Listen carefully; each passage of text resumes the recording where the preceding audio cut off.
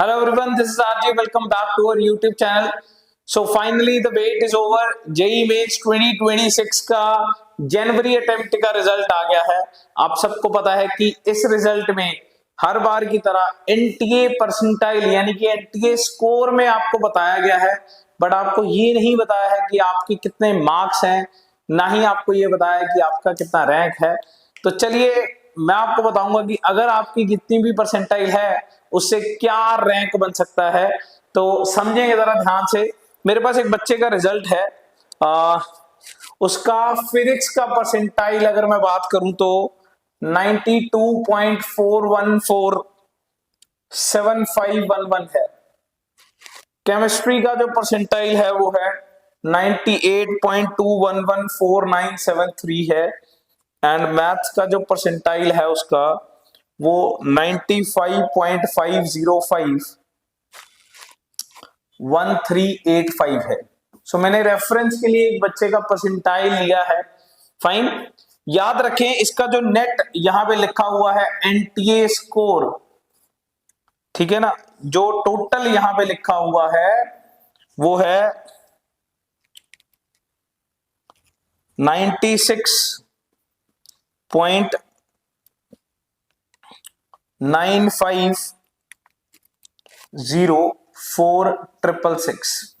तो ये उसका टोटल एनटीए परसेंटाइल जो है वो लिखा हुआ है यहाँ पे हमारे पास। फाइन, अब याद रखें ये जो नंबर बनाया है ये इन तीनों का एवरेज नहीं है। इस तरीके से एवरेज नहीं बनता कि physics chemistry maths divide by 3। देखिए दिस मच परसेंटाइल का मतलब है कि इतने परसेंट स्टूडेंट आपसे पीछे हैं, यानी कि जितने भी बच्चों ने एग्जाम दिया है, जितने भी total number of unique aspirants हैं, उसमें से this much percentage of students are behind you. इसमें से इतने बच्चे जो हैं वो आपसे पीछे हैं। यही आपका एनटीए स्कोर है और यही आपका एनटीए परसेंटाइल है। तो इतने बच्चे आपसे पीछे हैं। नाउ रैंक निकालने के लिए क्या करना है, आपको 100 में से ये वाली परसेंटाइल को माइनस करना है, 100 से डिवाइड करना है and number of unique aspirants लिखने हैं। क्लियर, कितने नंबर ऑफ यूनिक एस्पिरेंट्स है तो मैं आपको कैलकुलेट कर देता हूं। 100 minus 96.950466 divide by 100 multiply by. Now number of unique candidates इस साल अराउंड 14.3 लाख स्टूडेंट्स ने रजिस्टर किया था, जिसमें से 13,06,000 जो है वो 13,368 जो है वो एग्जाम देने आए थे। तो हम यहाँ पे टोटल नंबर ऑफ कैंडिडेट्स ले लेते हैं। देखो रैंक जो है ना वो अप्रैल अटेम्प्ट में आना है, अप्रैल अटेम्प्ट में और भी नंबर ऑफ यूनिक एस्पिरेंट्स आएंगे। टू गेट इट करेक्ट तो हम ऐसा करते हैं कि नंबर ऑफ यूनिक एस्पिरेंट्स थोड़े से बढ़ा के ले लेते हैं, यानी कि तकरीबन 14.5 लाख के आसपास ले लेते हैं। So this will be 14,50,000। Clear, तो ये मैंने मान लिया है कि इतने बच्चे जो हैं ये एग्जाम में ऑन एंड अराउंड अपीयर हो जाएंगे। इससे ज्यादा भी हो सकते हैं, थोड़े कम भी हो सकते हैं। It's an idea to calculate your rank.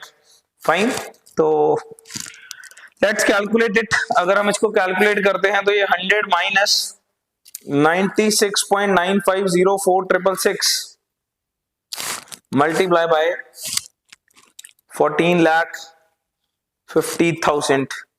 So this comes out to be 44,218. This will be your rank. अगर ये डॉट लगा के कुछ आ रहा है उसे छोड़ दीजिए। ऑब्वियसली इट्स एन अप्रोक्सीमेशन कि आपका रैंक कितना है। क्लियर, चलिए मैं एक और बच्चे का आपको कैलकुलेट करके दिखाता हूं इसमें कि किस तरीके से ये काम करता है। एक और बच्चा है मेरे पास जिसका परसेंटाइल मेरे पास है, जैसे मान लीजिए मैथ्स में मेरे पास है 34.013594 और केमिस्ट्री में उसका परसेंटाइल है 95.346278। फाइन, और फिजिक्स में उसका परसेंटाइल है 92.789123। क्लियर, तो इसका जो नेट एवरेज बना है वो है 92.1030193। क्लियर, अगर हम इसका रैंक निकालेंगे इस तरीके से तो इसका रैंक बनेगा 100 में से इस वाले बच्चे का निकालेंगे, ये हम अलग से निकाल चुके हैं। 92.10300193 divide by 100 into 14,50,000। Fine, so it will be around 100 minus 92.10300193 multiply by 145,000,000. So it will be around 1,14,506. So ये इसके आसपास आना चाहिए। फाइन, सो डिस्क्रिप्शन में मैंने लिंक दिया हुआ है, कमेंट सेक्शन में भी लिंक दिया हुआ है कि इस साल का जेईई एडवांस का cut off for each category क्या रहना चाहिए, आप क्या क्या परसेंटाइल रहा है, कमेंट डाउन बिलो। एंड आपकी कोई भी क्वेरी है वो भी कमेंट सेक्शन में लिखिए।